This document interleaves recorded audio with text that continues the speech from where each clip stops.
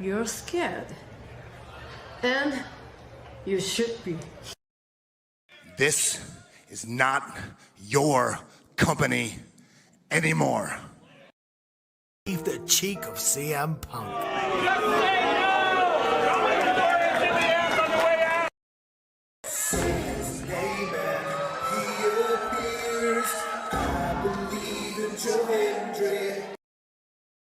Out, combo move. This is what they've been doing. Hey, McAfee. Everyone shut the up and sit down! We got a mom in the front row who taught her daughter how to suck dick. I'm Mina Shirakawa. I used to be a model. I want to put on a big show. And that's the bottom line, because Stone Cold said so. What is going on, everybody? Welcome once again to the Saturday Shenanigans, hosted by yours truly, the Renegade J. Williams. Hi guys. CM Punk drama bullshit to the side. I still consider Heyman the worst AEW champion they've had. First of all, we're going to bring in Walter Cruz. I said that as a joke when what's his name did his promo Monday. He said, "I'm from a prestige university." I said he majored in Steiner math. We've got the Heeb man, James Hebert, in the house. I do really cool and dumb things on the internet. Right. A lot of shit going on here.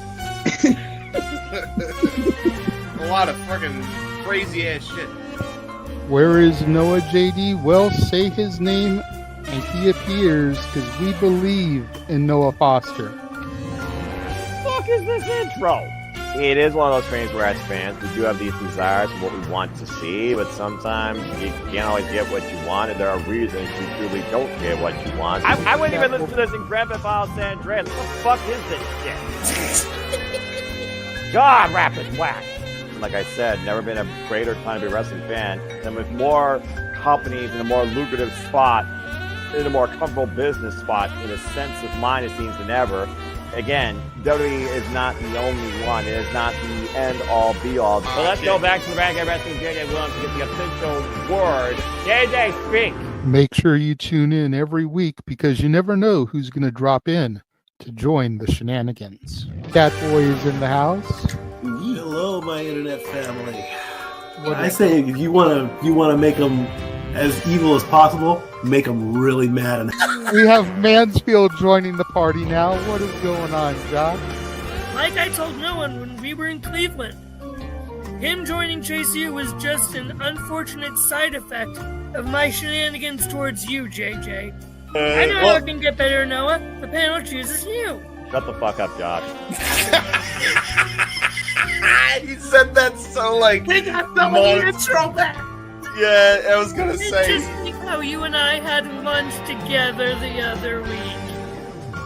That was different. Ladies and gentlemen, the King is here. Say his name and he appears. We believe in King A-Train. There are so many believers in Joe Hendry. The only person on this panel that doesn't believe in Joe Hendry is King A-Train.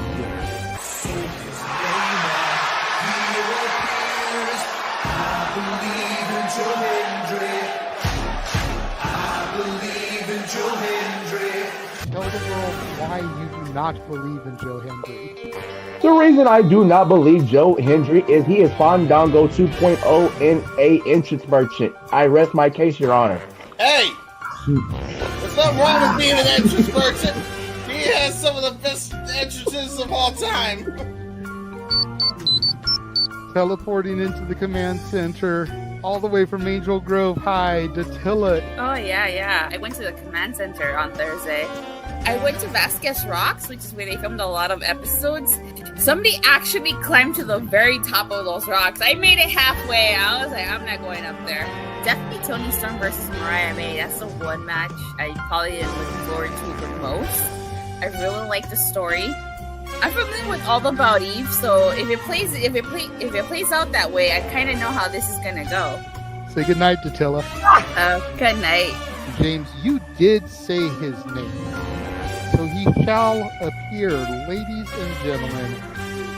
first time on the Shenanigans.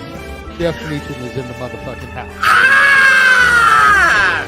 All right, we're coming in hard with the botch. All right, fucking hell. It's good to be back. It's good to have an opportunity to talk to the crowd on a Saturday. If you want to have yourself stomach through it, you can go back and watch when the Main Event Mafia took over Impact. That's what James is talking about. So if everybody just joined us, we're talking about people sedating people, attempted murder, boys, and tips. Welcome to Saturday Shenanigans, everybody. Aren't you glad I'm back? Welcome back, Devin. Cool. What is going on, everybody, and welcome to a special earlier edition of the Saturday Shenanigans. Here across the Simply Reliable Studios brand of channels, it is I, your moderator extraordinaire, the Renegade of Wrestling, J.J. Williams, joined by the Simple Man, Noah Foster, joined by Mr. Reliable, Walter Cruz, and joined by our very special guest, the Princess of Perfection, Rachel Lay. Rachel, how are you doing this evening? Good. How are y'all? We are doing very well. Glad that you decided to join us. Glad that you're giving us some of your very valuable time here. Well, thanks so much for having me. I appreciate it. Absolutely. You've had a heck of a week this week.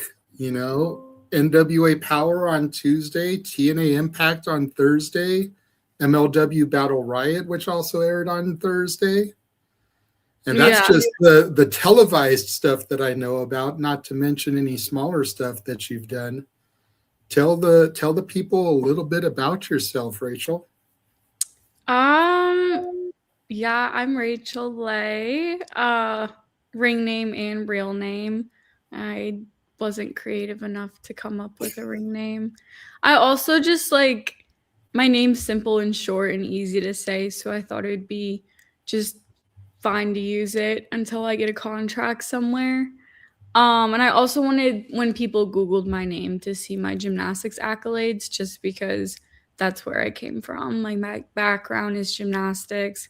I did gymnastics my whole life, did it in college, and got into wrestling post-gymnastics. Right on, right on. I noticed on your X account, University of Missouri, right? I started at Mizzou. I transferred to Rutgers University after that. It caught my eye because while I'm not from Missouri, a lot of my family is and lives in the Columbia, Centralia, St. Louis areas. So immediately seeing the Mizzou Tigers logo on you, I was like, ooh, there's a talking point. Yeah, there's a reason I transferred. So okay, so sore subject. We'll just move on from there then. Nice one. Fair enough. Fair enough. So when we get guests on here, we always have to talk to them about and ask them, when did you discover wrestling? What are your earliest memories of professional wrestling? You know, what made you decide that this was something that you wanted to do for a career?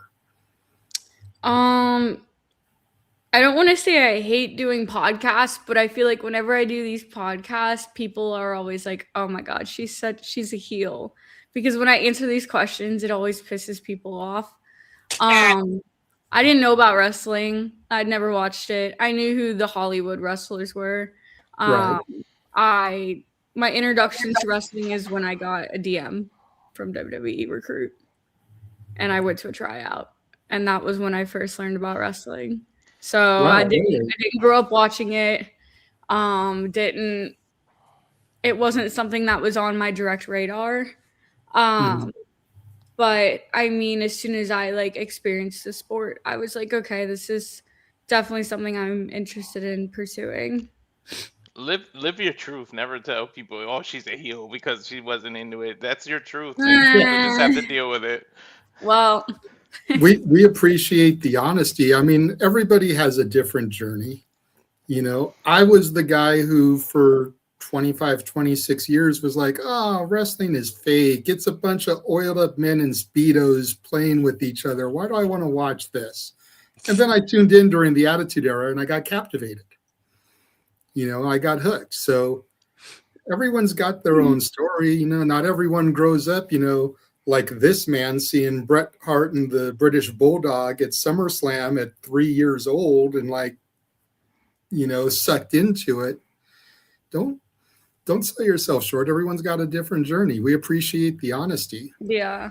And the fact that, to what you just said, being emailed by WWE for a tryout because of your gymnastics background, how many people can say that before they even really watch a product or step in the ring, they're getting emailed by the biggest company in the world? Yeah. Well, it causes some heat, but that's okay. Own up to it. The way I see it, that just adds further to your pedigree. And speaking That's of your why I'm a baby face. It's because if I really turned heel and just used all of the fuel that's being thrown into the fire. Hey, if you go heel, that should be one of your lines.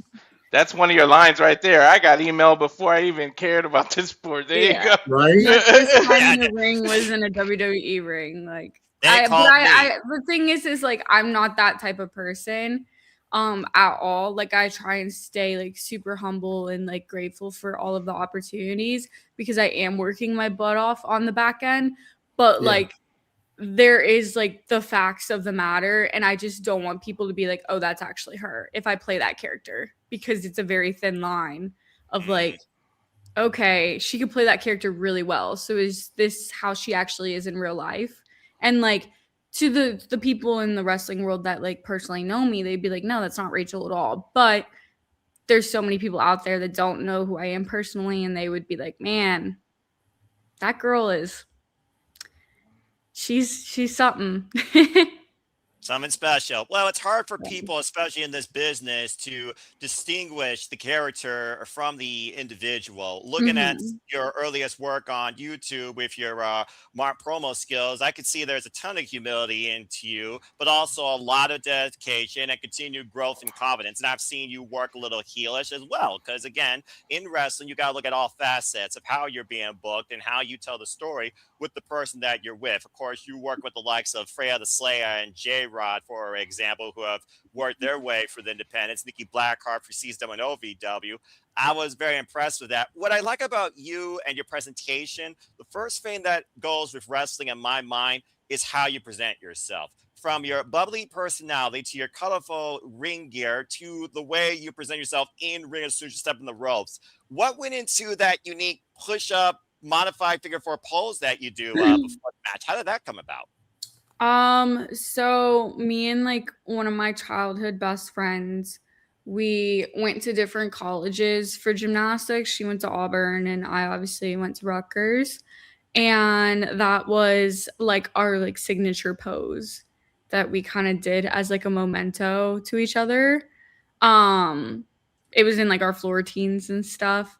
So when I was trying to decide what I was going to do for like a ring entrance, I was like, okay, well, anyone can do.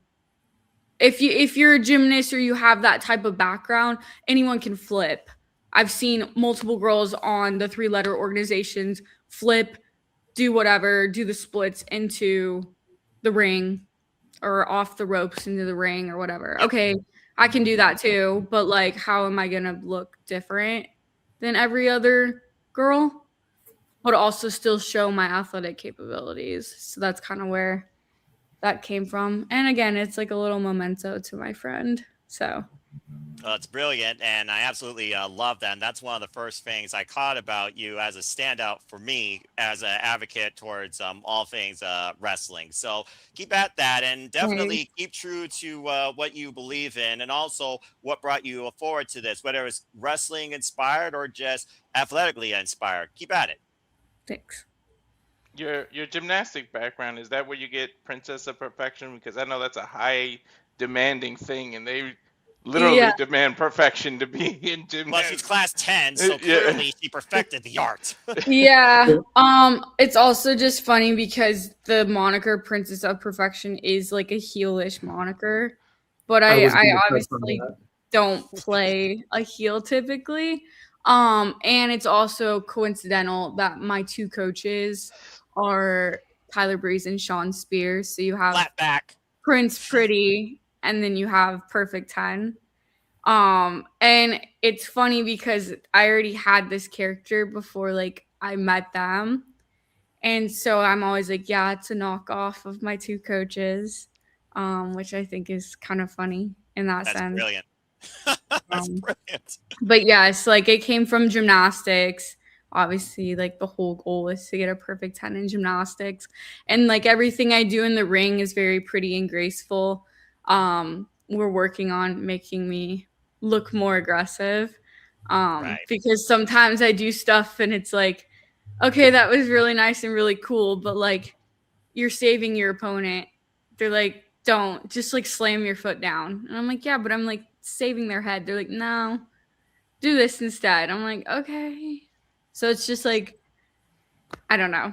Yeah, Princess of Perfection. And then like in wrestling, everyone's like, oh, did you big pop? You got a big pop from that. And I'm like, okay, well, Princess of Perfection, pop. So I am the pop. So the biggest pop of the night. The perfect pop. Play into that. Yeah. There you go. To the point, that's a great nickname and a great way to, you know, break it down. P-O-P, pop. You always work for the pop, the biggest pop. You are the pop, the Princess of Perfection, you know. It's a great marketing ploy. That was Sean. That was Sean Spears. He came up with that in like 3 seconds. I can buy that. And I was like, oh my God, why did I not think of that? And it took him like 3 seconds to come up with that. I was like, this is why I pay you to be my coach. Ty Dillinger, he's been around the block a few times, and so has Tyler Breeze. So Flatbacks, of course, is a major academy out of the Florida area, but you've also worked heavily, according to what I've seen on YouTube, out of FXC, out of the Tennessee area as well. How did that come about for you? That's where I started out in Nashville. That school is no longer open and accessible to anyone. It shut down. So I was working at OVW at that time, but I knew I was going to be moving to Florida for wrestling specifically. It was just a matter of when my lease was up.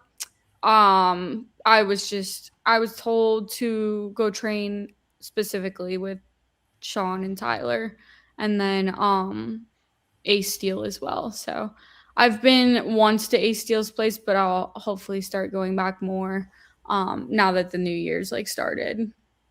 Got the whole year ahead of you to explore the country, and so far, 34 matches in, you've explored a good portion. So great job. Yeah, I've done a lot more than 34 matches, so yeah, I think that's just what's on the internet. The cage match, yeah. It's my yeah. I was actually looking at that yesterday. I think I'm close to like 60, maybe like 70. Right. I don't know. Definitely not 34. And professionally recorded 34 matches. Don't tell the whole story of the genesis of an athlete such as yourself, because of course one of the earliest matches, of course, on the YouTube channel was Cameron Prenay, I believe, which was like your second match ever, correct? That was my first. Yeah, she was my debut opponent.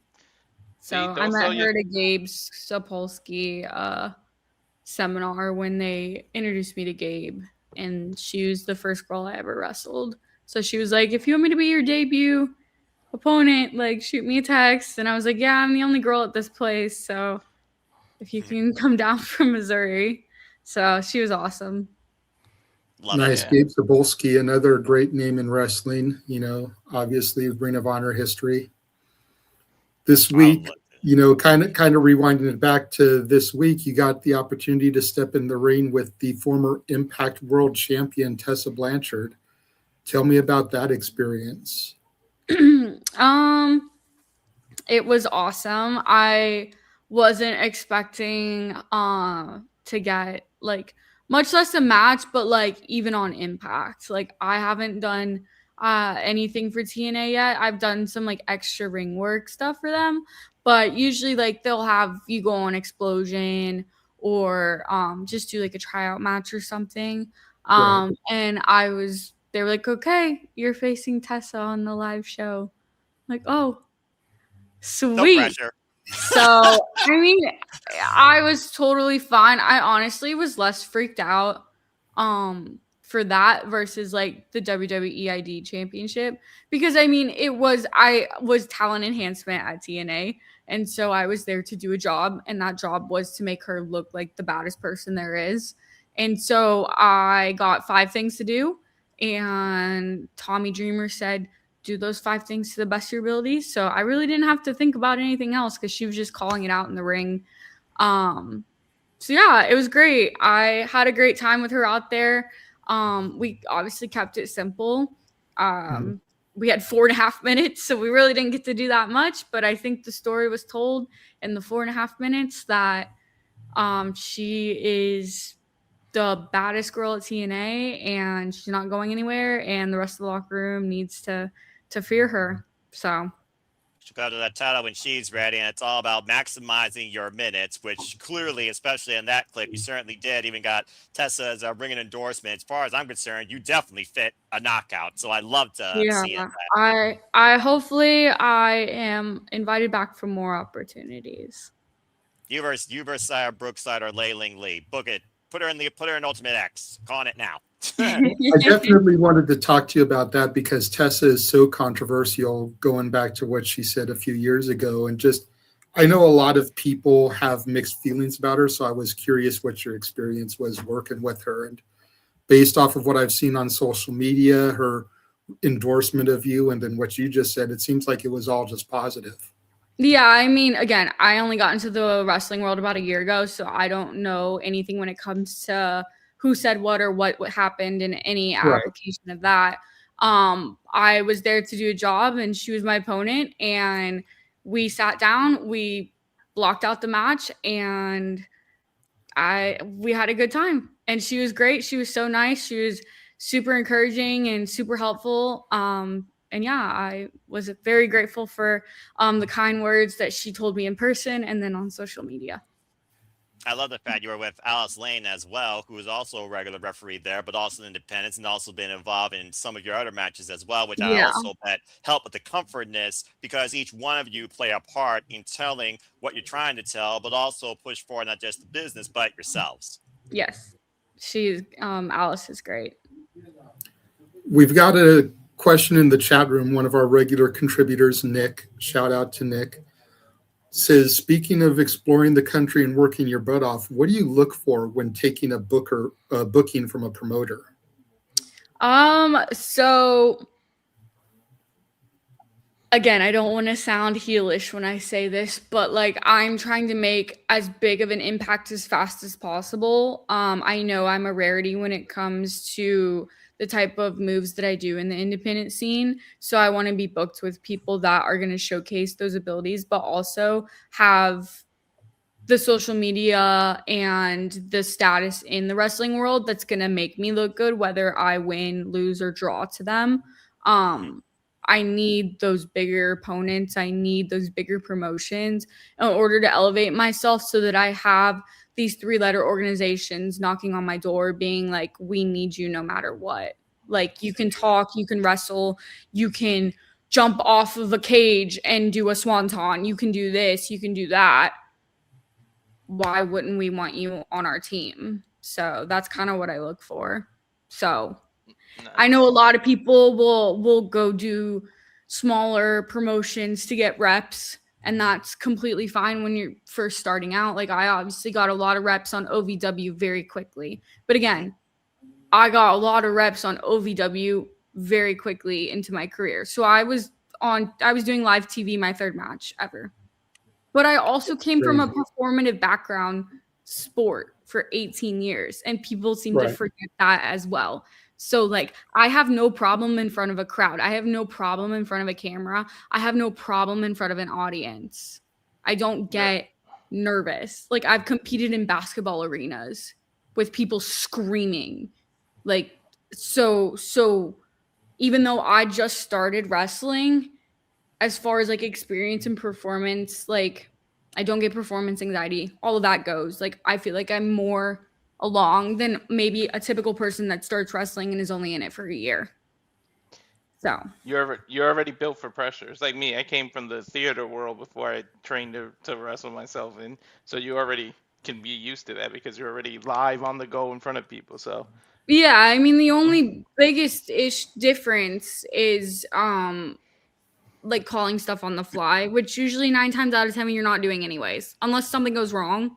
Then you're calling stuff on the fly, but that's stuff that I'm working on like in practice. So improv. Well, basically, wrestling in a way is like that method acting where you have to be able to react in such a quick moment. You know what's ahead, and when something alters that, whether it's just a certain situation or a point in the match or a sudden change in the momentum of the sequence, you have to be able to innovate upon that. Much like gymnastics, it's all about gathering yourself, keeping your balance, and performing the moves you wish to execution. Mm-hmm. So the moonsault, of course, going back to the 1950s, again, a move that definitely defines acrobatics, gymnastics, poise, trust, perfection. What made you decide to fall on that as your finisher? Oh, it's not my finisher. No, it's not? No, it's a falsie.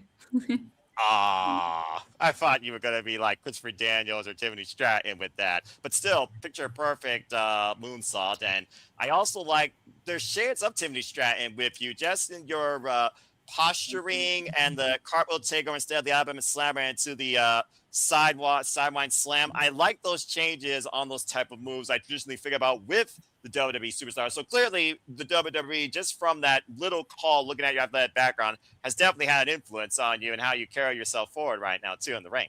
Yeah, again, that's another reason why I'm not a heel, is she's a heel and I've already been compared to her a numerous amount of times. So I think me just sticking as a baby right now is the better option.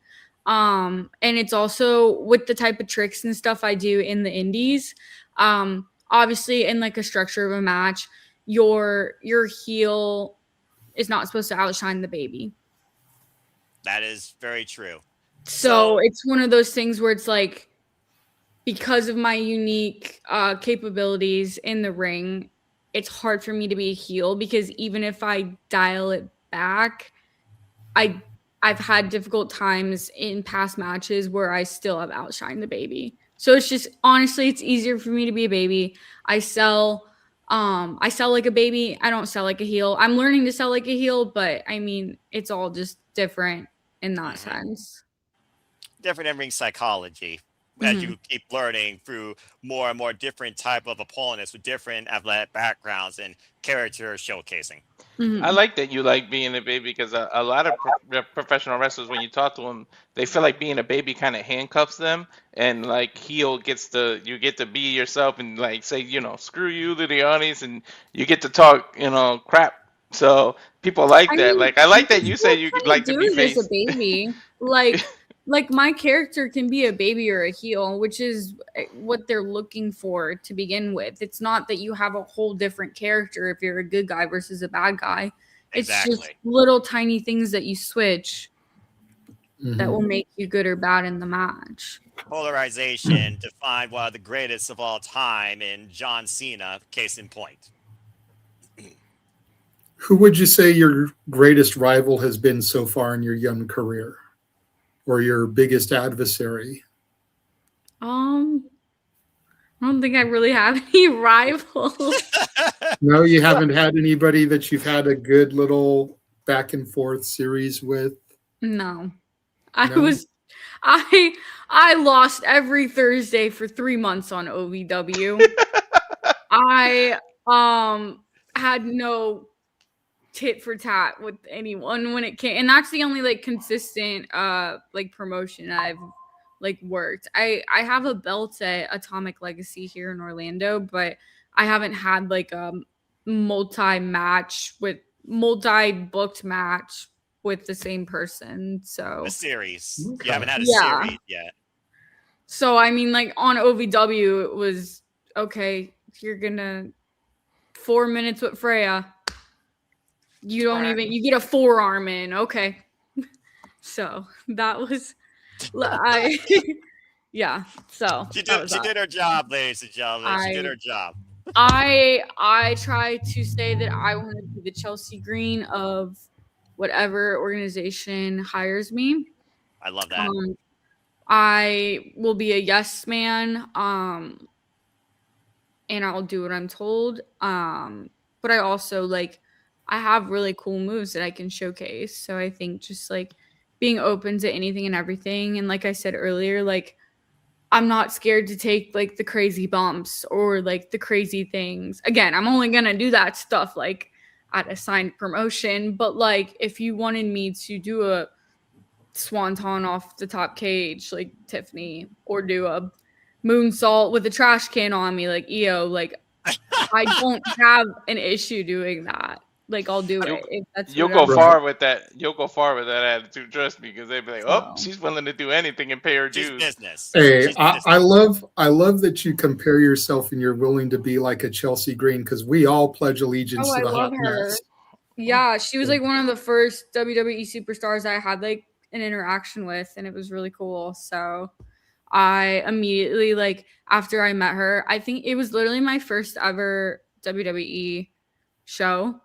I was working as an extra. I hadn't even had a match yet, and so I was in the back, and she had just done the trash can, or not trash can, the dumpster match. Dumpster. Oh no.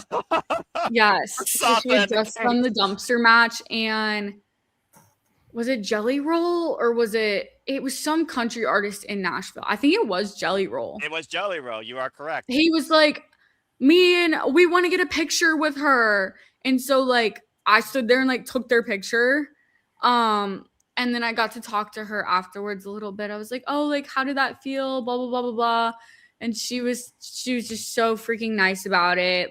Obviously she didn't know who I was, but I knew who she was. And she's like, yeah, I was supposed to put a banana peel on me before I popped out, but I couldn't find it. Because it was so dark in there. And she was so freaking nice. And so after that, I learned who she was, how she came into the business, all of her stuff with TNA, Underground, all that stuff. And I was like, you know what? She has so many different talents, and her character work is out of this world. She'll take an inch and go a mile with it. And I'm like, that's something that I want to be able to do for whatever promotion or organization that ends up bringing me on. It's that type of work ethic and that type of foreign mentality that will make sure you're a commodity towards this business for a long duration to come, Rachel A. So. Yeah. Well, I mean, I think she said it in Unreal, where she was like, I'm getting booked every week. So why would I complain about that? Yeah, I'm getting booked to lose, but I'm getting booked every week to wrestle and do what I love. 100%. Do you have a goal? Hold on, time out. Sorry, Walter. Really quick, rewinding back to the adversary question that I asked, and you saying that you haven't really had a rival. Ash, who's one of our contributors, wanted to know, who would you like to have a rivalry with down the road? Is there someone you've encountered or yet to encounter that you know of on the scene that you think you could have a really good, let's sink our teeth into and have a 3-4 best of 7 type of series with you? So I'm in a fatal 4-way in March with Lady Frost. She obviously has the same type of background as myself. And I was talking to the promoter of Fight Factory, and I was like, I think this would be kind of cool. And he was like, you guys would have a banger match, because it would be Kalani and Sol Ruka at Heat. Exactly. That's what it's going to be like. And you're going to have the people that are this is a gymnastics routine. Oh, yeah, it is. But it's still cool. It's still cool. It's a gymnastics routine in a wrestling ring. Duh. Yeah. But I mean, everyone commends Sol Ruka on all the stuff she does. Mm-hmm. She's just doing parkour. She's doing gymnastics. She's just making it look edgy, and she has the Jeff Hardy look. So everyone's like, ah!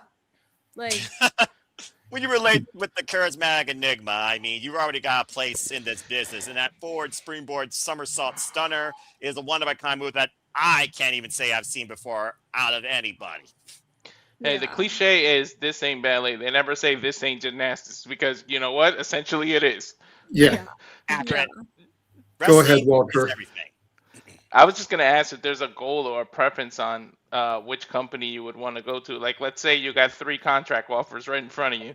Who you signing? Kind of goes to the question Nick asked. So I would be honored with anyone that gave me the opportunity to work for them.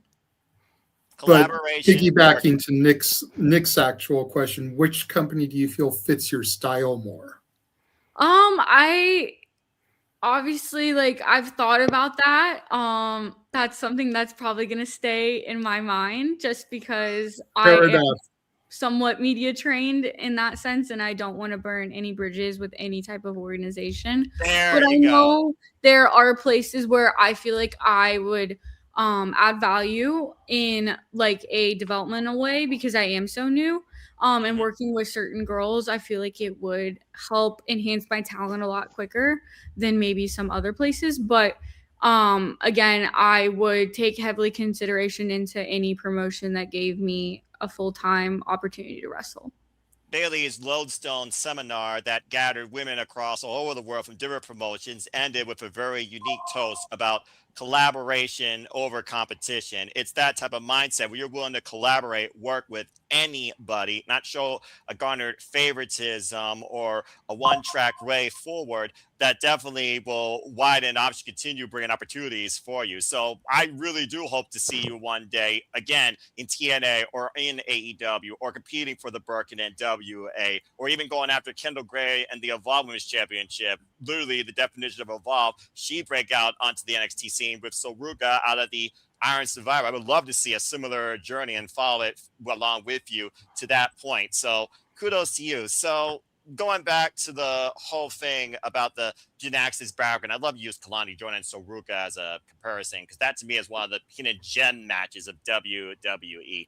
It is a lot that I see, particularly in this day and age of wrestling. A lot of people come from a gymnastics or acrobatics background versus like basketball, volleyball, more of a, a showcase versus a contact sport. Here you are now competing literally in a contact sport.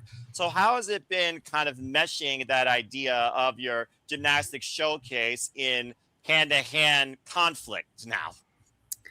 I think that the gymnastics background, at least for me, and I'm sure other gymnasts can say the same, it definitely made the transition.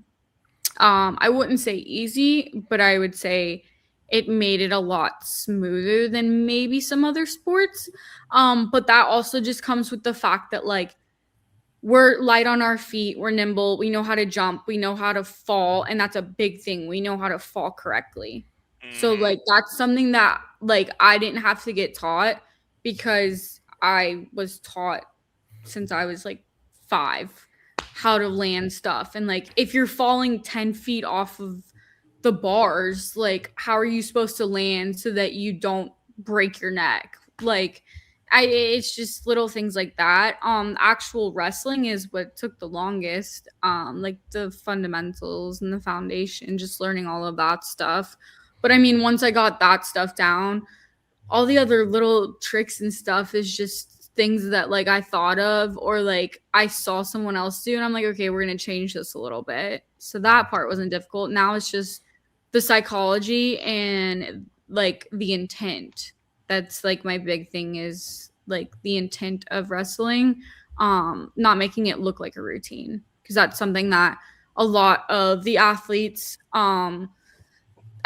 turned wrestlers have had issues with is, okay, it's a routine, character work, pose here, routine, pose here, routine, talk smack to the crowd or sell or whatever. And it's okay, essentially it is scripted entertainment, but you got to make it look real. You're out there trying to kill this girl. Exactly. So, make it look like you're trying to kill her. Sell me it, sell me. With being somebody that routinely works the independents, when you get the opportunity to do a TV performance or something, do you find it harder to work for the person in the last row of the building, or is that something that comes naturally from your gymnastics background as well? I don't think it's ever been an issue, at least with me personally. And I say this in the most humble regard, is because I've done it essentially my whole life, where like I've done gymnastics meets in front of 100 people, and I've done gymnastics meets in front of like 9,000 people. So I just know that some people say that that's one of the hardest things to get used to, because you get used to working the gymnasiums and the bingo halls and it didn't bother me at all. lodges, and they're so small. And then you get into the TV style arenas, and you've got to work for that person in the 400 section that, you know, isn't able to sit down at the ring and make sure that they see you emote and project and exaggerate and sell. Yeah. I mean, with TNA, like, I just kind of turn it on. I was like, okay, we're going out there. I was told, hey, you need to pump up the crowd. I was like, got it. So my ring entrance wasn't aired on TV, but I ended up tumbling down the ramp. Since obviously, like, I wasn't gonna get to do any really gymnastics in my in the match. Tommy said, "What's the one thing you want to do?" And I said, "My moonsault." And he said, "Okay, well, we're gonna Samoa Joe that." And I said, "Cool." I'm totally fine with that because I still get to hit it. So okay, but I was like, okay, pump up the crowd. What am I gonna do to pump up the crowd? They don't know who I am. I'm coming out first. They're gonna be like, "Who is this girl?" I'm in New Mexico. No one really knows me. No one knows me in New Mexico. I don't know anyone in New Mexico. Like, I think that was my first time in New Mexico. So I was like, okay, what can I do? Okay, let's tumble down the ramp. So I tumbled down the ramp. The crowd was like, ah! And so then I just started high-fiving everybody because they don't know who I am. So I'm just like, I'm yelling back at them. They're screaming at me. I'm screaming at them. So interaction. Yeah, and then I hit my little pose, and then they didn't air any of that. That's okay. I knew they weren't going to. So I was like, okay, well, I got to get the crowd on my side in like 20 seconds. So what can I do? Okay, let's do some crazy flips and stuff. Well, whether it's on camera or not, at least you gave them a memory to go home with. Yeah. Exactly. You know, hopefully they'll remember the girl that did the flips down to the ring, because that's something that stands out. Me, the flippy girl. I got a fun question. Let's say, you know, copyright and royalties is not a thing, so you can pick any theme song you want. What would you pick as your entrance? I don't know. Like right now, I use "Man Eater" by Nelly Furtado. But again, that's kind of a heel song. It is.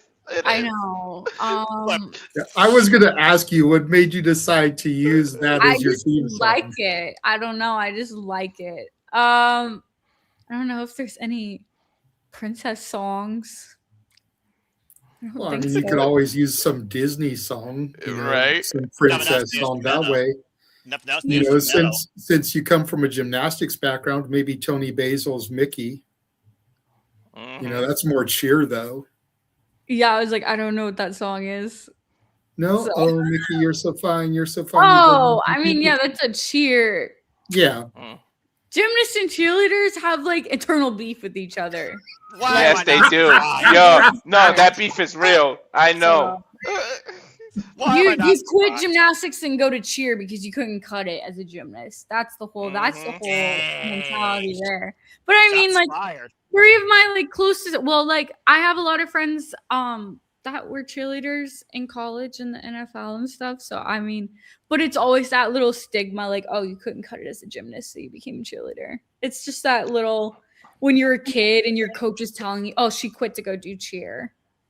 Oh, so she couldn't handle it. It's just that you're like 8 years old and you're like, I despise you because you're a cheerleader. It's just, yeah. I've heard that. I know that. I know that because I used to play football, and at the pep rallies, it was always beef with that. Oh yeah, it's Yeah. well, and I've stunted for fun.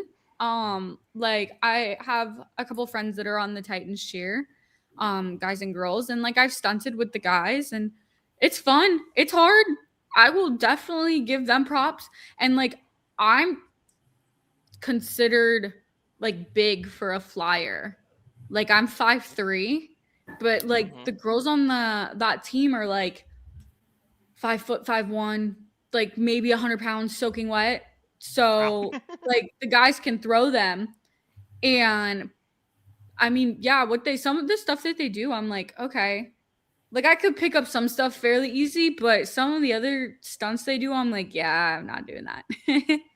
That's fair. Work smarter, not harder. But obviously, this is the most disciplined art form there is because, again, wrestling is everything. Speaking of which, outside, you're booking outside the rings. Do you give yourself time, like with a tape study? Do you look back at not just your work, but other work, like from other like promotions or superstars or WWE, for example, that may have like encouraged you to continue like further pursuing this? What's the outside practice looks like?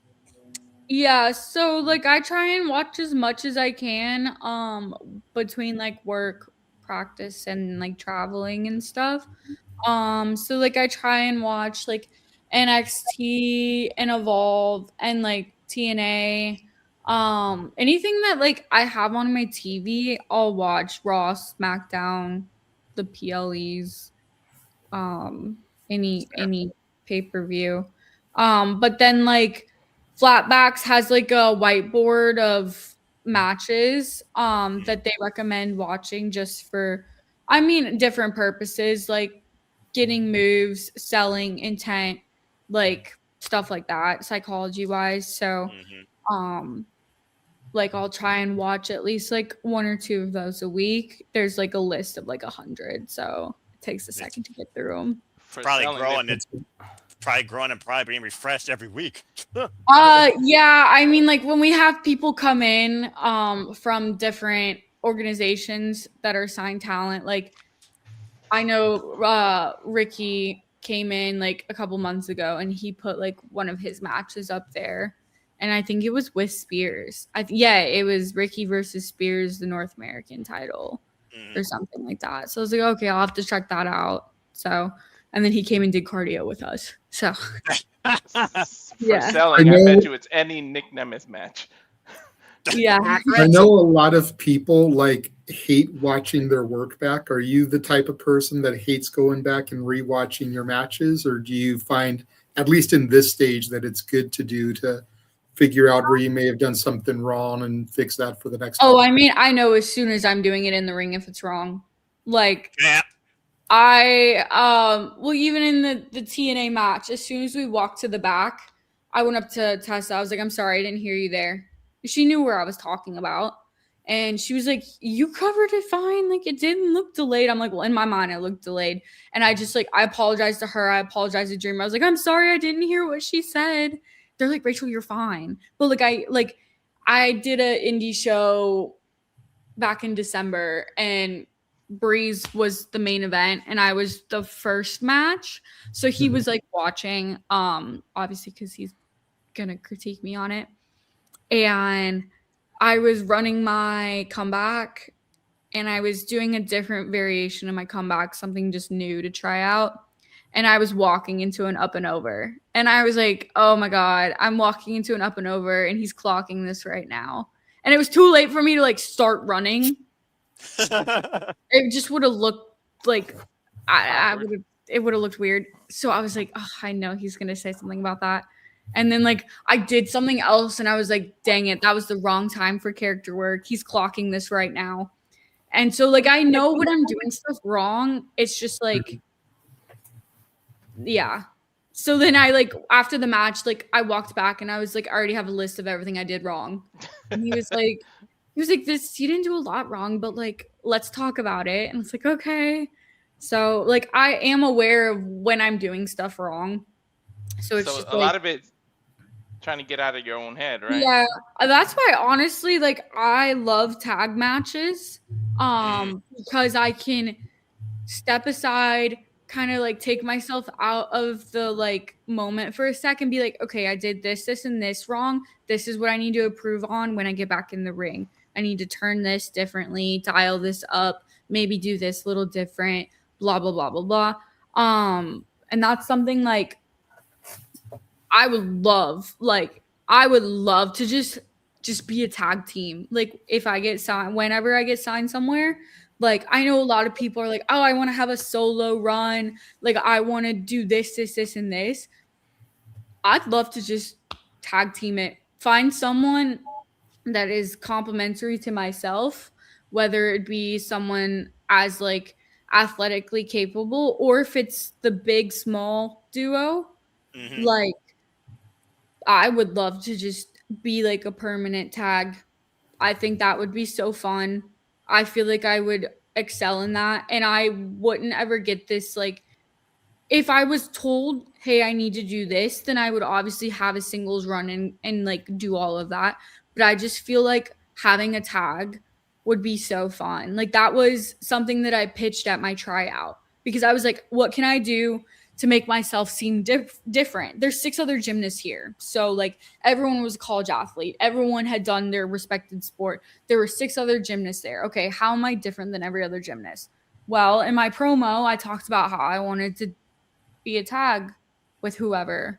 And I think I had said like Tiffany was the NXT like champion at the time. And so like in one of my promos, I had said that I would want her to be my tag partner when we go up to the main roster. And we would be the like the buff Barbies or like the blonde Barbies, the bombshell Barbies. I don't remember what I said. Because I was bleach blonde when I went to my tryout. Like I had bleach blonde extensions and everything. So I think I said like the bombshell blondes, or I don't know what I had said. Like I think being a tag would be so fun. Yeah, I mean, there's definitely a couple things to pick apart there because number one, it looks like women's tag team wrestling is really starting to take off after being stagnant for so long, you know, with AEW just establishing their women's tag titles. WWE looks like they're trying to reestablish it after, you know, just half-assing it, for lack of a better term, for so long.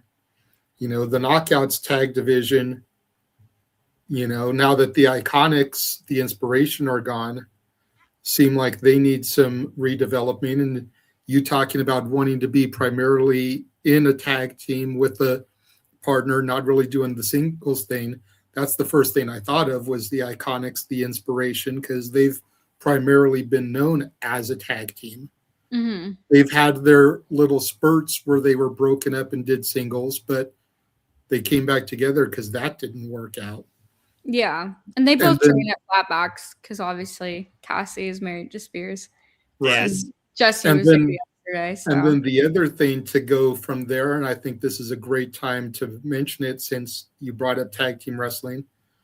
Obviously, Podermania, you're going to be on that show. And Ed has messaged me the match that you're booked in. Oh. So we're going to be. So you're going to tell me because I have no clue. Yeah, we're going to be announcing it live on the air. Ironically, it is a tag team match that you've been booked in, a 6-person tag match. It'll be you, Emily J, and Danny Moe taking on Valentina Rossi, Sirena Veil, and Journey Burke. Okay, cool. Well, no, Valentina. Sorry, I got to use her ring name. Rossi trains at Flatbacks with me, so. Nice. We'll probably run some spots together since we know each other's stuff. So that would be easy. But that would be fun. 6-man. 6-man's even easier because you're only in there 3 or 4 at a time. So I'm just waiting for all 6 of you to collide in the ring at some point, just break out into brawls around ringside at the end. Yeah. Exactly. Is there anybody in any company that you would love to actually be your partner that you'd be like, man, it would be so much fun if I could have her as a partner? I have someone, but she has a tag partner already, so I'm not gonna name names. Respect. I was going to say, it's not Valentina, is it? Because we know she's NWA Women's Tag Champion with Tiffany Nieves. TVMA. We got to interview Tiffany last year. Yes, they have the belts still, correct? To my knowledge, yes. Yes, they do. Okay, I'll just leave. I know a lot of their stuff is taped in advance, so if they've lost it, it hasn't. It's very hard for me to because they do tape so far in advance. Yeah. My debut with NWA was in September, and they never aired the match. James. That's crazy. Yeah, we just they aired the match one that just aired this week was you and Hayley J versus Vipress. Yeah, and that was Sirena Veil. taped in December. So my September one, I don't know where it went, but it kind of sucked because it was my debut and I won and I gave the pin. So I don't know where that went. I think they said it was NWA library somewhere. They said it was on their YouTube and then it never did. So I don't really know what happened with that. So I didn't even get hey, this is Rachel Leigh debuting because they never showed it. Oh.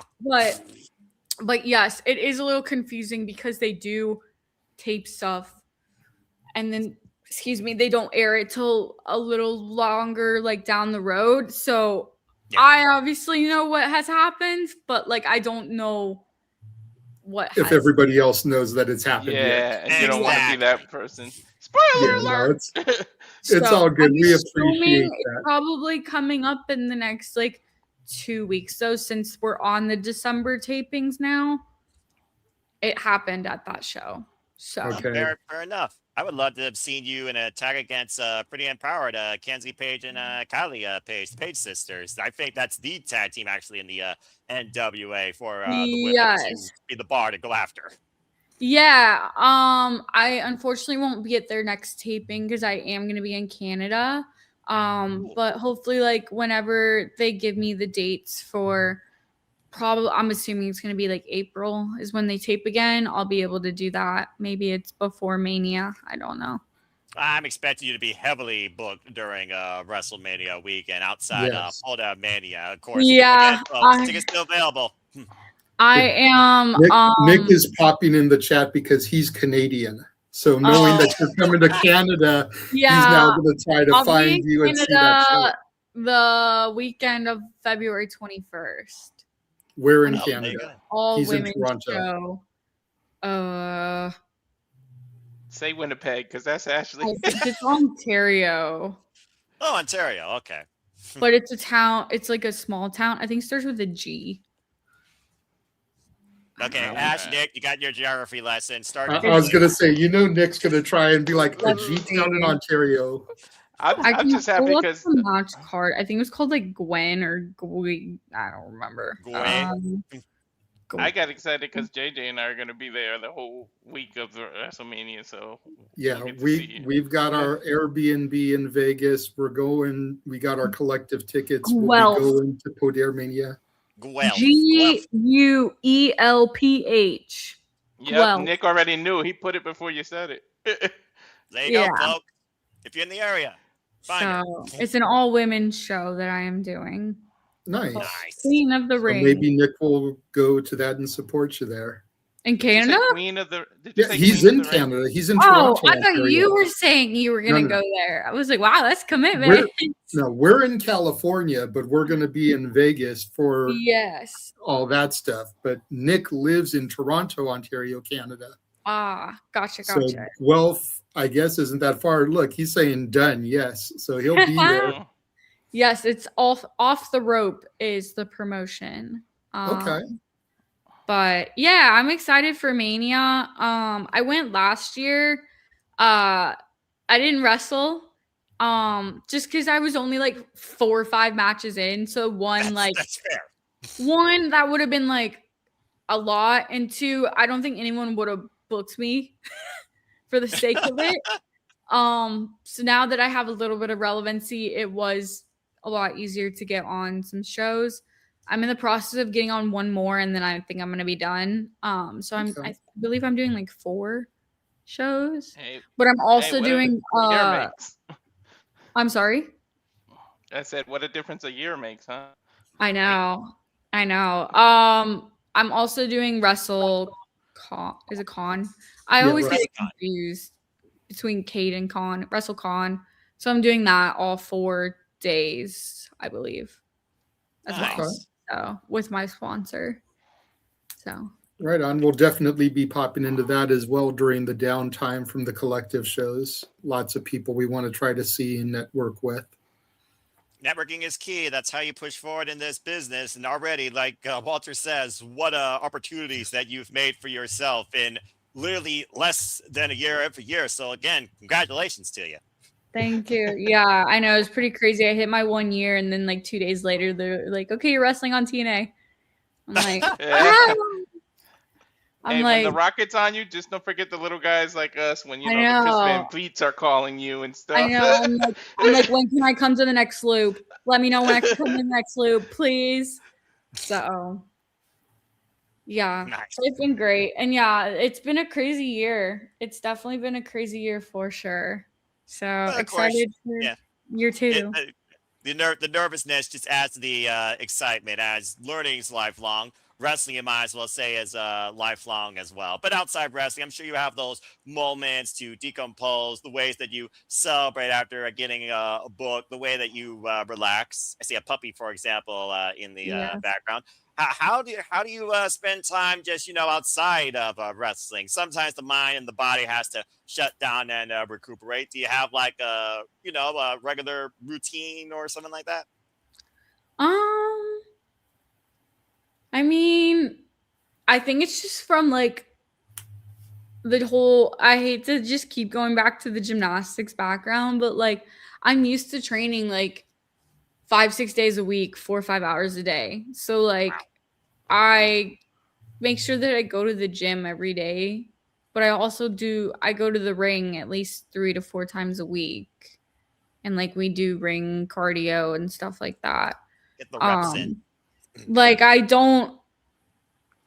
guess I relax. I read books and stuff. Like I really like to read, but like as far as like downtime, like I'm either in the gym or I'm in the ring or I'm traveling or I'm working. So, and I'm completely content with that. It doesn't burn me out. I'm fine with that type of pace. I think that's where I excel. It's just having that constant, like I have to do this and I have to do this. I have to do this. So check it off the board as you go. It almost sounds like there is no downtime. Not really. Well, and also like the thing is like I know people like obviously like wrestling can be painful. But in comparison to what gymnastics the pain threshold is, I have no complaints when I have to do stuff in the ring. So right on. So he's chimed into the chat a little bit. He told me beforehand that I had to ask this question, so I know he's going to get mad if I don't. Nick, we call him the Canadian king of food. He's always asking people what they're having for food. So he wanted me to ask you what your pre-show ritual like meal is. Like, is there something specific that you eat before a match or even after a match, you know, traditionally? I mean, like when we would drive from Nashville to Louisville every Thursday, we'd stop at Buc-ee's. Do you guys even know what that is? Yeah, I've heard of it, but I've never been. We don't have it like here. A giant gas station. They have like decent food and stuff, but I wouldn't really say I have a like ritual. I'm not superstitious. I was superstitious when it came to gymnastics, but not wrestling. I just have my emotional support water bottle because I get cotton mouth and I'm too scared to chew gum in the rings. I feel like I'm gonna choke on it, so I just suffer. You're one of the very few involved in sports without superstition, because you hear the Michael Jordan always had to have his North Carolina shorts underneath. You hear people had to have Bret Hart had to have the same socks on in his boots. Like a lot of people are superstitious. That's like. Yeah, no, I guess it's just because I didn't grow up watching wrestling. I don't know, but like I had superstitious things that I did when it came to gymnastics, like a certain way I would do something before I got on the event, or like before I did a certain skill, I would do something a certain way. So like I don't know. Just breathe and do it. Like Yeah. with me, my mouthpiece when I played football, it had to be on the left side of the helmet. I couldn't do it on the right, or I feel like it's a bad game. Yeah. I mean, again, it was like in gymnastics I did stuff, but not really in wrestling. Okay. Wow. And he asked, he's being selfish with this one. Is this the first time you've wrestled in Canada, or have you wrestled there before? Yeah, this will be my first time. So Okay. I think it's just, I like was in the Canadian airport for a layover, but I've never actually like stepped foot in Canadian soil. Well, I guess the airport would be, but you know what I mean. Like No, I get you. been outside of the airport, so this will be It's my the same. It's the same with me. I flew, going back to the Missouri, I flew to Missouri one time and I had a layover in Denver, but I can't really say that I've ever been to Colorado because I never left the airport, so.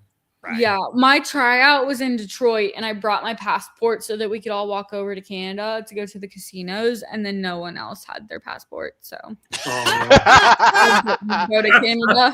I just was like, okay, I guess we'll stay in Detroit, guys. That's definitely the safer option of the two. I'm revealing my age, but believe it or not, there was a time where you didn't need your passport to cross over to Canada. Oh. Yeah.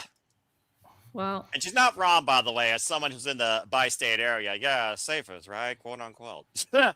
So we had fun after, it was obviously after the tryout. We all went to dinner and stuff, but I was like, let's go to Canada, and everyone's like, we don't have our passports, and I'm like, y'all weren't thinking ahead. Come on.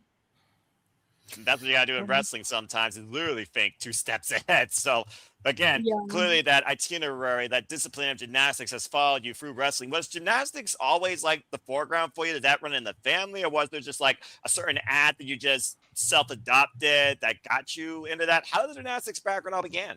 I was watching the 2004 Olympics, and Carly Patterson was she won the gold medal, and I looked at my parents and I was like, I want to do that. And my dad was like, oh fuck, there goes my whole wallet. Well,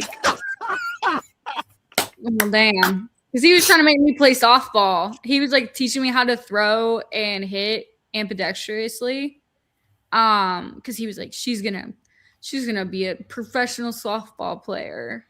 And then I was like, I want to do gymnastics, and he was like, oh god, there goes my entire savings account. And that was that. Yeah, so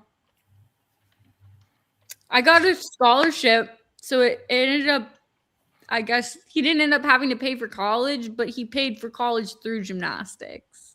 That's what he always said.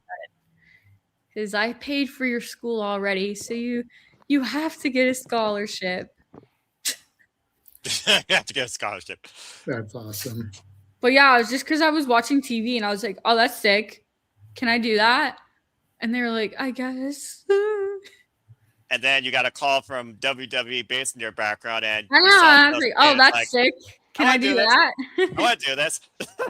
So, but it's crazy because I always tell people this is I wanted to be a stunt double. Kids are like, I want to be a movie star. I want to be a singer or whatever. I wanted to be Jackie Chan. I wanted to be Jackie Chan when I grew up. That was my whole thing is I was like, oh my God, that's sick. He just flew out of a plane and didn't kill himself. I was like, I want to do that. And my parents were like, what the fuck? Okay, well, gymnastics, I guess, is a good alternate route.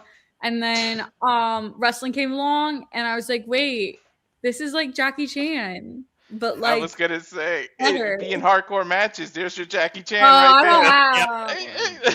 Yep. She just needs to climb a ladder, grab the X, or just go for the moment and moonsault off the top of it. Yeah. But even just wrestling, it's okay, it's that adrenaline junkie feed that I needed. Post gymnastics, I really couldn't find anything that fueled my passion to stay athletic, and there was no way in hell I was going to start running marathons because those people are psychotic. So I just decided to start bumping on my head instead, and give myself premature CTE because that's a lot more better. That's hilarious. A professional wrestler calling someone else psychotic. Because you gotta be a little psychotic to love Oh my wrestling. god, marathon runners are crazy, and I say that as my best friend is like a marathon runner. So. Same. I have someone that just ran literally a 26 point something marathon. I'm like, you are bloody nuts. Yeah, my friend, she came down here for the Disney marathon a couple weeks ago. So we had to get up at 3 a.m. and go to Disney and just sit there while she ran. And like she killed it, which is awesome. And she's like, so did you get this like high that like you want to do it now? And I was like, no, absolutely not. I have no desire to like ever try and run a marathon. I was like, maybe like a 5K if like I marry into a family that does turkey trots on Thanksgiving. Like that's pushing it though. Like if I'm gonna have to run a 5K on Thanksgiving morning, I ain't cooking. So No, you're doing one or the other. I tell my family this. I could walk halfway across the city. You ain't getting me to run more than half a block. Run down. Go ahead. I was going to say, and when it comes to the Disney marathons, I've always wondered about those anyway, because on the one hand, you've got the people that are like the big time competitors like your friend.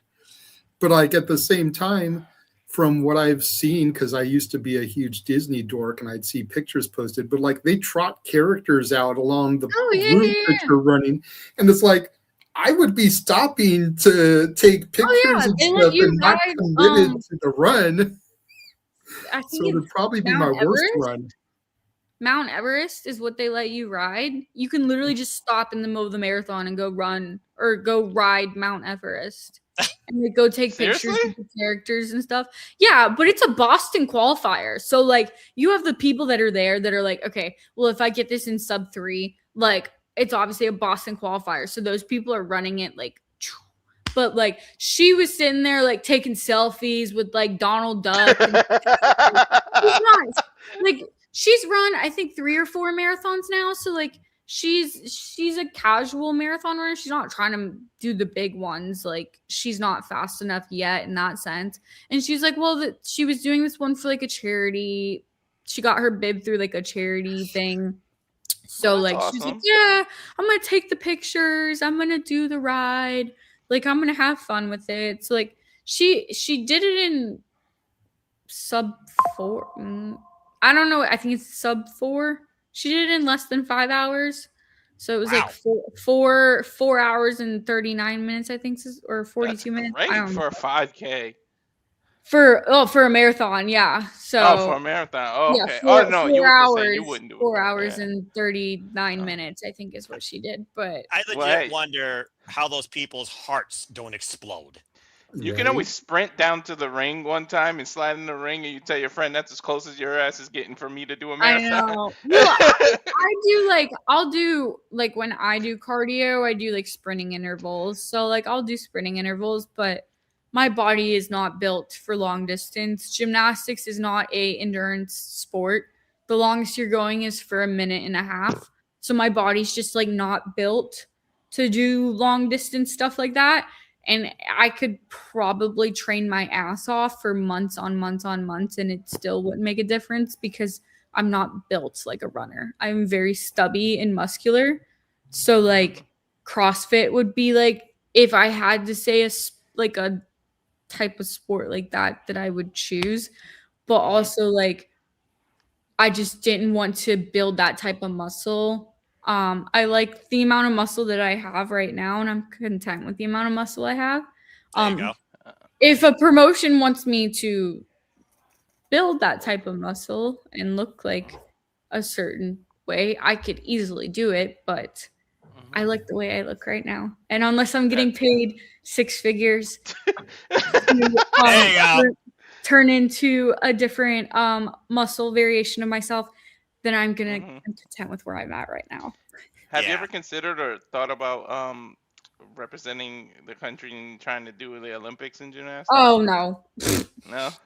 Not even when you were younger, you didn't think about that? I mean, like when I was like 9, yeah, but like gymnastics the Olympics is one. It's every 4 years, and there's 5 girls that make it. Yeah. Out They're of all thousands, out of very hundreds of freaking slim. thousands, right? And Simone Biles was in my age group. So there was already one spot that was already taken. So then you're fighting for the other 4 spots. So it's just like, it was just something that like, okay, I turned 12 and it was like, okay, do you want to go the Olympic route or do you want to go the college route? And I was like, let's go the college route. So that's what I did. Hey, it was the more doable one, and it paid off for you in the end because it also brought you a whole different influence on how you want to Yes. carry your life.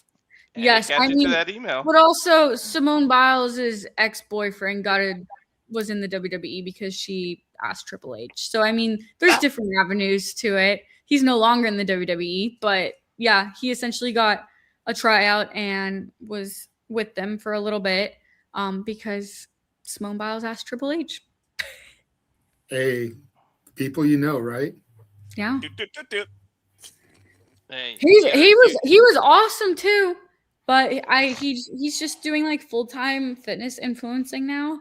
Obviously they broke up, but like I haven't done it yet, but his moonsault that he does or he did was like a huge like tuck kick out moonsault. And I was like, okay, like I could totally do that. And it's different than like the typical moonsaults that you see. His name was Stacey Irvin. So I don't know if that rings a bell. He was only with NXT, I think, like maybe a year. But Yeah, very, very short tenured in. he was a the Michigan development. gymnast. Yeah. So when we see that variation of a moonsault come out of you, we'll know where it came from. I know I saw and I was like, wait, no one does this. I mean, but my moonsault's different in a sense anyways, like compared to everyone else that does their moonsaults. So I slap my thighs when I do it. I And noticed that. Yeah. Yeah, because I think about the moonsaults, and it's like, okay, there's the ones that jump from the bottom to the top. There's those that jump up on all 3. There's those that are completely flat body that might have their arms spread out. With you, though, there's that moment where I feel that you get in a position, but it's almost like you're indicating to yourself more than your opponent execution. And that slap was very noticeable that I heard that. I noticed that you do that. Yeah. Yeah. It's literally just because in gymnastics, when you're on the trampoline, you're doing this move called a Cody timer. And it's essentially, it's a backflip. You slap your legs. It's a timing thing. You hit your stomach on the trampoline and you like pop your hips up and you do like a double backflip or a full twisting, whatever, or a double full. It's just a technique thing. Like if you asked any gymnast turned wrestler, do you know what a Cody timer is? They're gonna say yes. And if you showed them my moonsault, they're gonna be like, yeah, that's what that is. So now I know what to ask Soruka if I ever meet her. Yeah, that might be a good name for a finisher, Cody Cody timer. It is. The Cody timer, yeah. It's a vault drill on the trampoline, and you just you slap your thighs. But it's more of a timing thing for me because if I were to do that from like a higher elevation, then obviously I would have to like prolong it and then slap my thighs. It's just like, okay, I need to rotate now type of thing. Gotcha. I guess that's my superstitious thing that I do. I don't know. I could do it without doing it if I needed to, but like, I guess it's just ingrained in you. Habit. Yeah, it's a habit. Hey, you build yourself a way to go and you follow on through with it and you adapt as you go as needed. So don't blame you. All right. Well, I feel like we've taken up enough of your time here, Rachel. You've been very gracious, giving us almost an hour and a half of your evening here. We want to thank you very much for joining us. No problem. I'm going to go to Insomnia Cookies afterwards because I went and picked up my order and they gave me the complete wrong order. So now I hate when they do that. And like the thing is they didn't even give me one correct cookie. Like it would be one thing if it was like, okay, they messed up 1 or 2 cookies. None of the cookies in there are what I ordered. And I'm not a fan of chocolate, just personal preference. Like I was allergic to chocolate when I was younger. Like, well, I was allergic to the cocoa beans and then I grew out of the allergy. So like I'll eat it in moderation now, but like I don't have like a fixation for it. And every single one of those cookies is like either chocolate chip or double chocolate or mint chocolate. I opened the box and I was like, you've got to be kidding me. Bad business. This is not what I ordered at all. And I tried calling them back, and of course they weren't answering the phone. So I'm gonna drive my happy ass over there, hand them the box, and be like, hey, this isn't what I ordered. I know it was like 2 hours ago, but like, can I please have my freaking sugar cookies and my peanut butter cookies? That's what I like, the peanut butter. They gave me someone named Walker, and my name is Walter, and they gave me Walker's order. But at least I can kind of see why they did that. Like, you know what I mean? Yeah. This is Flynn. But yes, so I am that type of person where I spent $16 on these cookies. I'm going to go get the correct cookies. If like, okay, if there would have been like 2 or 3 of them that were like in my order, then I wouldn't have complained and I would have just eaten them. But like, every single one of the cookies is wrong. So I'm coming back, and I brought him in when I went, so I'm gonna bring him back with me and be like, yeah, you remember me. I was the girl with the wiener dog. You got my order wrong. They don't know who they're messing with. They don't realize they were gonna piss off a professional wrestler. They're like, wait a minute, Right. sorry. You know who I am. Yeah. Why don't you tell everybody where they can find you on social media? Okay. And any upcoming shows that you've got, like you said, you mentioned the one in Canada, where people can look for you. Yes. So, Instagram is Rachel_Lay. Twitter is Rachel_Lay with 2 Y's. Facebook, I guess, is Rachel Lay. I don't know. YouTube is Rachel_Lay with 2 Y's. Yes. I think that's it. Oh, and the upcoming shows. Canada. And then what am I doing in March? Athena show in Dallas. NPX. Yes, so I will be on that. Oh, excuse you. I don't know why he's growling. You probably heard someone outside. What else am I doing?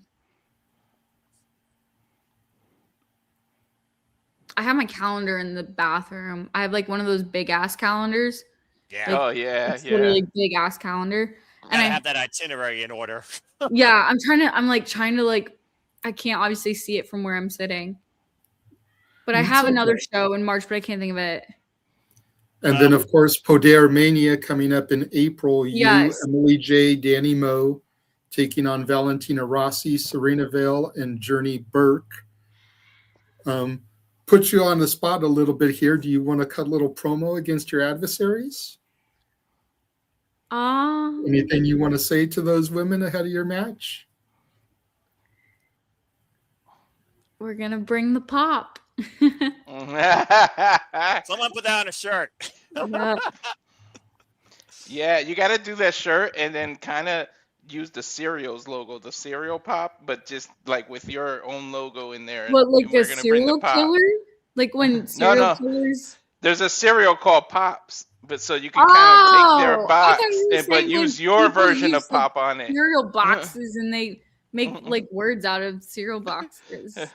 Like what serial killers do. Dude, he means the font, the logo. But yeah, market Rachel, that's brilliant. Market yourself, because indeed, as she said in her earliest little promo after her tryout on YouTube, Rachel Lay is here to stay, and she certainly is going to slay anybody that's in her way. And I look forward to continuing to be watching her journey for sure. Every day. It's easy to rhyme my last name. So that's another reason why I accept it. There you go. But again, we want to thank you for joining us, Rachel. Thank you you are for the first having me. in a series of Podermania talents that we're going to be having on over the course of these next few weeks. We're going to have Brittany Blake coming up February 21st. The current Ring Podermania announcer champion. Heather Lynn on February 28th. We're going to have Kaya McKenna March 7th. March 14th is still open. We've got Jocelyn Navarro March 21st. Wow. And La Leona Alejandra Quintanilla for March 28th. So lots of women still coming up, part of the Podermania here on the Saturday Shenanigans to discuss with. We wish you all the best in your upcoming matches, and I know Walter and I are looking forward to seeing you in person in Vegas on April 15th. Yes, I'm excited. I have a wall of like all professional wrestling autographs, so I already got the spot for yours open. Oh, yay. I'm excited. Well, thank you again for having me on. Absolutely. Thank you for giving us your time. And you have It's a been a good rest of your evening. Get your cookies. I know. Yes, we're going to get go your get the cookies. cookies. Go get the correct cookies. Don't deny a wrestler her cookies. Damn it. God bless you, Rachel. All the best. Bye. Bye. All right. That was awesome. She's got to get a partner with the nickname Weasel so they could be Pop the Weasel for the tag team. You damn it, Walter! You freaking idiot! I was going to say, you realize she was still backstage and heard that, but I'm just gonna we're slap gonna you when you're in Vegas. You deserve it. we're gonna take a second. We're gonna run our updated watch along trailer, and then when we come back from that, we are going to break the announcement of who will be joining us on April 4th that I didn't announce when I ran down all those other names. So we will be right back. And now for a taste of things to come.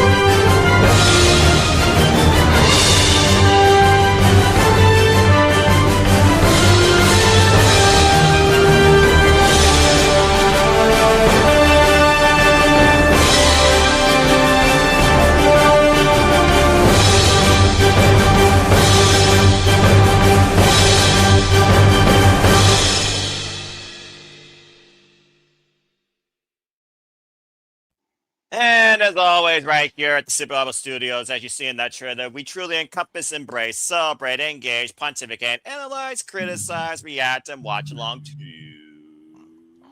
all of the wrestling. Again, thank you again to Rachel Lay for giving us 90 minutes of her time. If you want to learn more about her, folks, you heard her on social media. She also has a YouTube channel right here. Please go check out her work, follow her along her journey, and subscribe.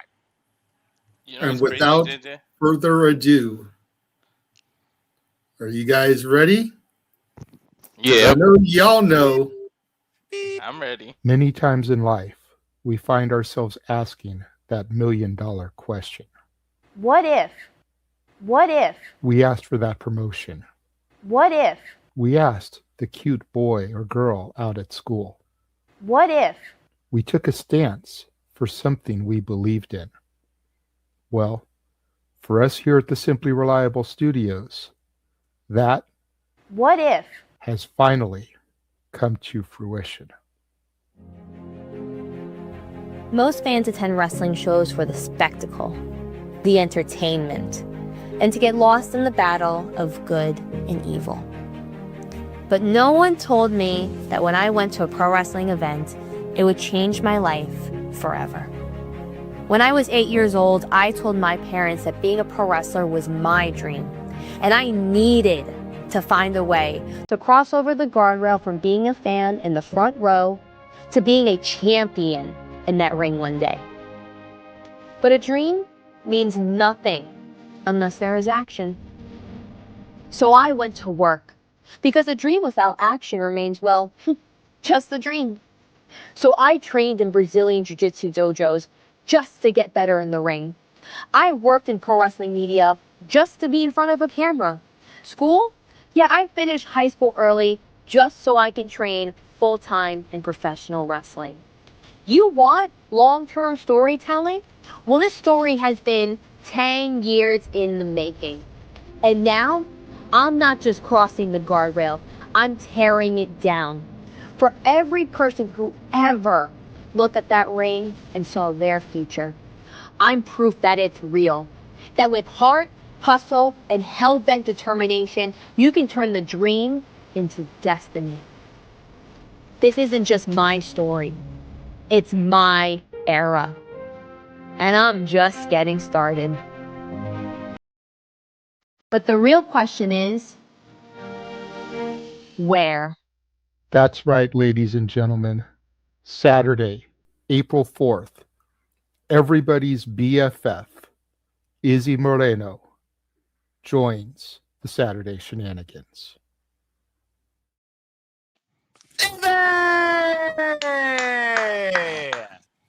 I almost got a tear in my eye in that video, man. Like, there's been no one more than us that's been pushing her. And how many stories did we involve her in when we do the booking thing you and I do, JJ?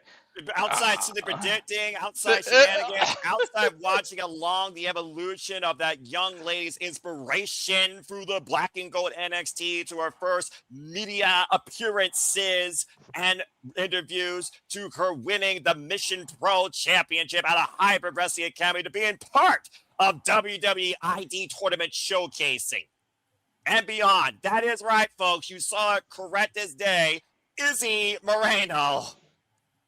I'm so looking forward to April. At this point, I'm looking more forward to the week of WrestleMania than WrestleMania itself, with everything we've got, to be honest. To be fair, that's kind of been my mood for the last several years, but this year encapsulated that even more so, more than ever. You know, Walter, you mentioned almost getting a tear in your eye. Every time I see that video, I get emotional. Mm-hmm. You don't get emotional, you don't have a soul. You know, I don't know why I do it to myself, but every time I see that video, I get emotional. Because at the end of the day, that little girl, and she's not that little anymore, she's 18, she's a young woman, but that girl is us. Mm-hmm. That fan, that sat front row, that had her favorites, that idolized her heroes, that dreamed big. She's just making it happen where we all fell short. Yep. And so, and I have reached out to her more than once to try to get interviews in the past and nothing. So I will say it here and I will say it every time we promote her going forward. Thank you to Edward Laredo, promoter of Podermania, for nudging her a little bit, for talking to her, for telling her about us. Because without that connection that we made in January, this would not be happening. And again, folks, you still can get tickets for Podermania represented at Las Vegas in the All Women's Professional Wrestling Showcase. Tickets are still available in conjunction with DCW Collective. File Ed in San Antonio on the X for further information. Get your tickets today. Tell a friend, tell a professional wrestling fan, tell a fan of women's wrestling to please support this All Women's Wrestling Showcase live in Las Vegas during WrestleMania week. Ed in San Antonio, DCW Collective presents Podermania, and we will be coming here at the Simply Reliable Studios. Stay tuned for further information. JJ, if I were you, please put that thing in the freaking description. I can't wait for that entire week. I mean, Bloodsport is even part of that. There's so much. Like, dude, you know I'm what? gonna be I might get on your nerves that day when we go to Bloodsport, dude. Just be prepared. Look, I know I'm gonna be getting on your nerves the entire week, bro. And as far as staying in the description, though, I don't even give a fuck. Like, I uploaded that after I made it and was showed that video couldn't be monetized because of the audio. I don't care. It's fair. I am that ecstatic about that interview that as long as we don't run that video on every stream we do going forward, I don't care. That's the love of wrestling. I am damn it. just so excited. Like I have said this to everybody that I've told about this. This is the biggest interview we have secured to date. Mm-hmm. No disrespect to anybody we have talked to in the past. Getting Izzy is the biggest coup that we could get as of right now.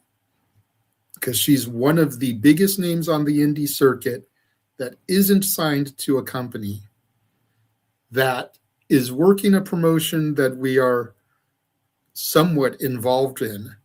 You know, Ed retweeted my post earlier today about the interview tonight, talking about how every show over the next 10 weeks is something to hype Podermania. So we've got him behind us. Like, aside from being able to get Shotzi, who's on this show, who has been WWE, NXT, you know, that's probably the only other big name on this show that we could land. And I'm not saying it's not possible. We've got one vacant week, March 14th. Not going to do an interview next week.